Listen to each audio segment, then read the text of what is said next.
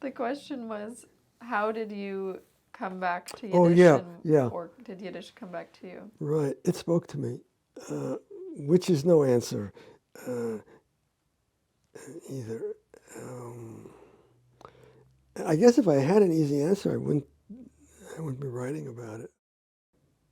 I believe in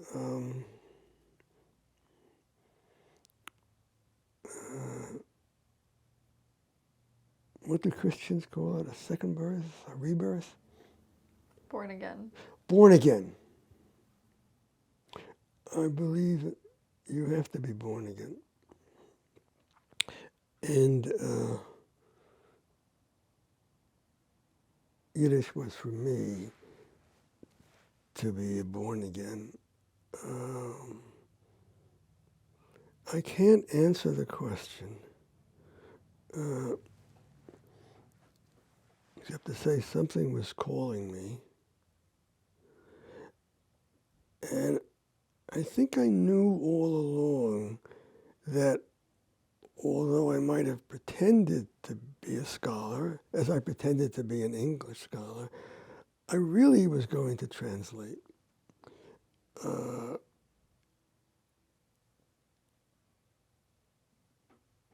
And translation was priming the pump for me for writing my own poetry.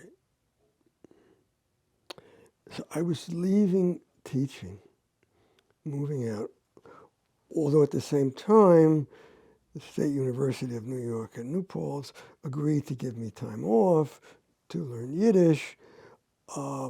So with the agreement, though I didn't agree, I indicated I probably would take over the sehr klein Yiddish studies program, which I probably had no right to do. But I could use this to study Yiddish, and I did. They wanted something about Jewish in their curriculum so they could attract Jews from Long Island. But I could put that to my own ends, and I did. And Yiddish spoke to me, still does,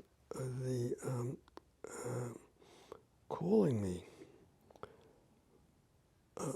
But not to a cultural regeneration. The cut of Yiddish letters will always fascinate me on the page, will always fascinate me, I think, more than anything you want to say about Yiddish culture.